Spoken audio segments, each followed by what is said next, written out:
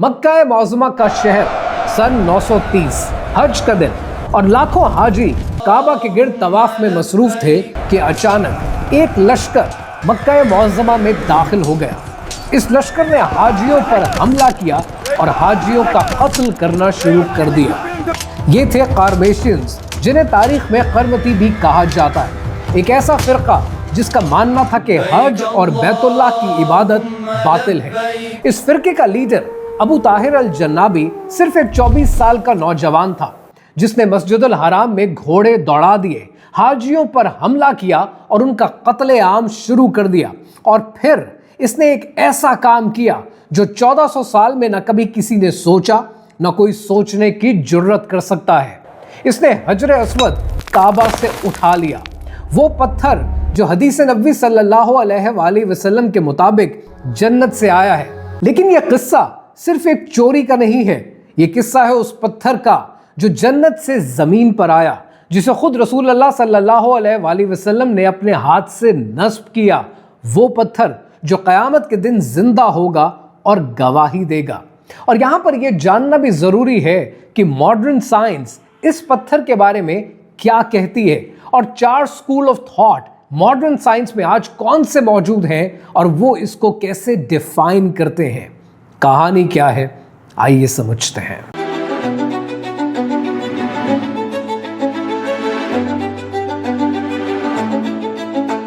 इस पत्थर की दास्तान शुरू होती है जन्नत से।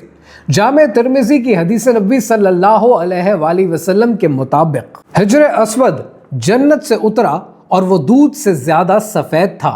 फिर बनी आदम के गुनाहों ने इसे काला कर दिया। यानी ये पत्थर काला नहीं था, ये सफेद था, चमकदार था, नूरानी था। जामे तिर्मिज़ी की एक और हदीस नबी सल्लल्लाहु अलैहि वसल्लम के मुताबिक हिजर अस्वद और मकाम इब्राहीम दोनों जन्नत के याकूत हैं। अगर अल्लाह ने इनकी रोशनी छुपाई ना होती तो ये मशरिक से मगरिब तक सब कुछ रोशन कर देते। यानी अल्लाह सुब्हानहू तआला ने इस पत्थर की असली रोशनी छुपा दी। क्यों? ताकि दुनिया चलती रहे, ताकि इम्तिहान होता रहे। कुरान मजीद में अल्लाह सुब्हानहू तआला ने इरशाद फरमाया, और याद करो जब इब्राहीम और इस्माइल बैत यानी काबा की बुनियादें उठा रहे थे। यानी यह कुरान मजीद की आयत है और इसके मुताबिक हज़रत इब्राहीम अलैहिस्सलाम और हज़रत इस्माइल अलैहिस्सलाम ने मिलकर काबे की तामीर की। जब दीवारें तैयार हो गईं, एक जगह खाली रह गई। रिवायत के मुताबिक हज़रत इब्राहीम अलैहिस्सलाम ने हज़रत इस्माइल अलैहिस्सलाम से कहा कि बेटा एक पत्थर ढूंढ लाओ जो इस जगह बिल्कुल सही से नस्ब हो जाए। हज़रत इस्माइल अलैहिस्सलाम ढूंढ कर लाए, लेकिन कोई पत्थर नहीं मिला जो इस जगह नस्ब हो सकता। जब वापस आए तो उस जगह एक चमकदार पत्थर पहले से मौजूद था। रिवायत के मुताबिक हज़रत जिब्रील अलैहिस्सलाम ये पत्थर जन्नत से लेकर आए। ये पत्थर अब काबा का हिस्सा बन गया, तवाफ का स्टार्टिंग पॉइंट और इंसान और अल्लाह सुब्हानहू तआला के बीच अहद की निशानी। नबूवत से तकरीबन 5 साल पहले मक्का में सैलाब आया जिसने काबे को नुकसान पहुंचाया। कुरैश के कबीलों ने फैसला किया कि काबे को दोबारा बनाएंगे, लेकिन जब हिजर अस्वद को वापस रखने का वक्त आया, फितना शुरू हो गया। हर कबीला चाहता कि यह शर्फ उनका हो। बनु हाशिम कहते कि हम रखेंगे, बनु मुक़सिम कहते कि नहीं हम रखेंगे। कुछ कबीलों ने खून में हाथ डुबोए जंग की तैयारी का इशारा दिया। 4 दिन तक ये तनाज़ा चलता रहा और मक्का खून खराबे के दरमियान था। कुरैश के बुजुर्ग अबू उमैया इब्न अल मुगीरा ने कहा कि रुको, जो पहला आदमी बनु शेबा दरवाजे से अंदर आए वो फैसला करेगा। सब राजी हो गए, नजरें दरवाजे की तरफ टिक गईं और जो इंसान अंदर तशरीफ लेकर आए उनका चेहरा मुबारक देखकर सबने बेइख्तियार कहा कि ये तो अल अमीन है, हम राजी हैं। रसूल अल्लाह सल्लल्लाहु अलैहि वसल्लम ने मसला सुना, फिर एक चादर मंगवाई। हिजर अस्वद उस चादर के बीच में रखा और फरमाया, जिसका मफहूम है कि हर कबीले के सरदार चादर को एक कोने से पकड़े, सब मिलकर उठाएं। सबने मिलकर उठाया।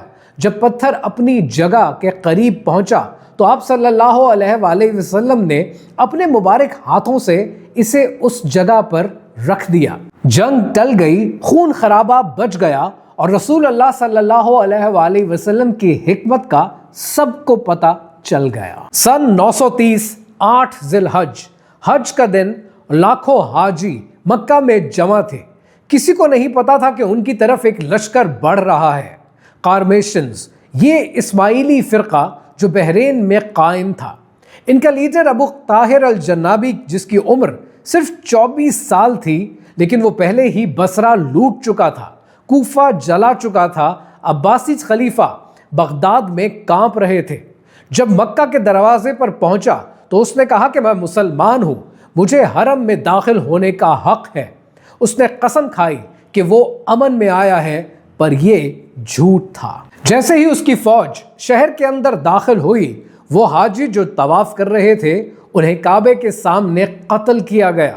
ابو طاہر قرآن کی آیتیں پڑھ رہا تھا، مذاق اڑا رہا تھا۔ وہ کہہ رہا تھا کہ میں اللہ کے ذریعے ہوں اور اللہ میرے ذریعے ہے۔ ہزاروں حاجیوں کو شہید کیا گیا، اور پھر ابو طاہر نے وہ کام کیا کہ جس کے لیے وہ آیا تھا۔ اس نے حجر اسود کو کعبہ سے اٹھا لیا، وہ پتھر جو ہزاروں سال سے وہاں تھا، وہ پتھر جسے نبی پاک صلی اللہ علیہ وآلہ وسلم نے اپنے مبارک ہاتھوں سے چھوا تھا، وہ پتھر بحرین لے جایا گیا۔ ابو طاہر نے اسے اپنے علاقے میں رکھا، لیکن کوئی بھی مسلمان وہاں حج کرنے نہیں گیا۔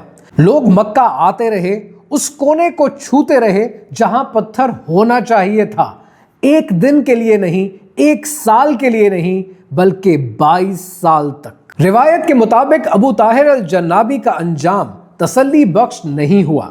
اس کے جسم میں کیڑے پڑ گئے اور وہ انتہائی تکلیف دہ حالت میں مرا۔ اس کے مہدی کا دعویٰ ناکام ثابت ہوا اور قرمیشین موومنٹ کمزور پڑ گئی۔ عباسی خلیفہ نے بھاری رقم دے کر، لاکھوں دینار دے کر، سن 952 میں قرمطیوں نے یہ پتھر واپس کیا۔ ساتھ میں ایک پرچی تھی جس پہ لکھا تھا کہ حکم سے لیا تھا، حکم سے واپس کر دیا۔ جب دیکھا گیا تو پتھر ایک نہیں تھا، یہ 7-8 ٹکڑوں میں ٹوٹ چکا تھا۔ تب چاندی کا ایک فریم بنوایا گیا اور سارے ٹکڑے اس میں جمائے گئے۔ آج بھی حجر اسود ٹوٹا ہوا ہے 7 سے 8 ٹکڑوں میں اور چاندی کے فریم میں موجود ہے۔ یہ ہے اس ظلم کی نشانی جو ایک باغی نے کیا تھا، لیکن یہ اس بات کی بھی نشانی ہے کہ اللہ سبحانہ و تعالیٰ کے گھر کو کوئی تباہ نہیں کر سکا، اللہ سبحانہ و تعالیٰ کی نشانی کو کوئی مٹا نہیں سکا۔ اب ایک سوال ہے جو لوگوں کے ذہن میں اکثر آتا ہے کہ یہ پتھر یعنی حجر اسود اصل میں ہے کیا؟ حجر اسود کے بارے میں سائنٹسٹ کی 4 رائے اور 4 تھیوریز موجود ہیں۔ پہلی تھیوری اسے ایک میٹیورائٹ بتاتی ہے، اور یہ تھیوری 1857 میں پال پارٹش نے دی تھی، اور وہ یہ کہتے ہیں کہ یہ آسمان سے گرا ہوا پتھر ہے۔ دوسری تھیوری حجر اسود کو ایک والکینک گلاس بتاتی ہے، یعنی ایک اوبسیڈین، یعنی عربیہ کی آگ سے بنا۔ تیسری تھیوری کے مطابق شاید یہ ایک امپیکٹائٹ ہے، اور یہ تھیوری الزبتھ تھامسن نے 1980 میں دی تھی کہ یہ کسی میٹیورائٹ کے زمین سے ٹکرانے سے بنا ہے۔ اور چوتھی تھیوری اسے ایگیٹ بتاتی ہے، جو 1974 میں رابرٹ ڈیٹس نے دی تھی کہ یہ ایک عام پتھر ہے، لیکن کسی بھی سائنٹسٹ کو کبھی اجازت نہیں ملی کہ وہ اس پتھر کا سیمپل بھی لے۔ کیوں؟ کیونکہ یہ صرف ایک جیولوجیکل سیمپل نہیں ہے، یہ امت کی امانت ہے، اور شاید اسی میں حکمت ہے۔ اگر سائنس پروف کر دے کہ یہ جنت کا پتھر ہے تو ایمان کی کیا ضرورت، اور اگر سائنس ریجیکٹ کر دے تو وہ اپنی حد سے باہر جا رہے ہیں۔ اللہ سبحانہ و تعالیٰ نے اس کی حقیقت چھپا کر رکھی ہے، جیسے اس نے نور چھپا کر رکھا ہے۔ اگر سب کچھ دکھائی دے دیا جائے تو پھر امتحان کس بات کا، اور پھر ایمان کی کیا ضرورت؟ اب سب سے امپورٹنٹ بات کرتے ہیں جو اس پورے قصے کا کلائمیکس ہے۔ جامع ترمذی کی حدیث نبوی صلی اللہ علیہ وآلہ وسلم کے مطابق آپ صلی اللہ علیہ وآلہ وسلم نے فرمایا، اللہ کی قسم، اللہ اس پتھر کو قیامت کے دن زندہ کرے گا۔ اس کی 2 آنکھیں ہوں گی جن سے وہ دیکھے گا، اس کی زبان ہوگی جس سے وہ بولے گا، اور یہ ان سب کی گواہی دے گا جنہوں نے سچے دل سے اسے چھوا۔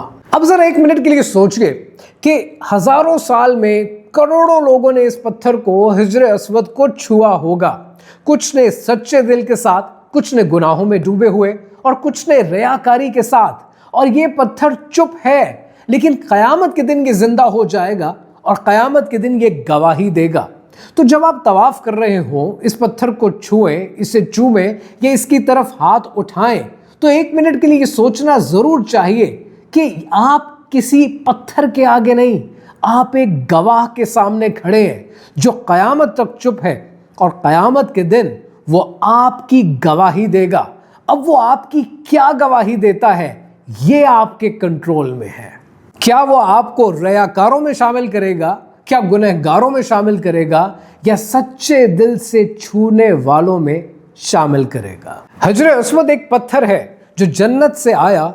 हजरत इब्राहीम अलैहिस्सलाम और हजरत इस्माईल अलैहिस्सलाम ने काबे में लगाया और रसूल अल्लाह सल्लल्लाहु अलैहि वसल्लम के मुबारक हाथों से ये उस जगह पर नस्ब हुआ, फिर चुराया गया, टूट गया, वापस आया और क़यामत के दिन बोलेगा।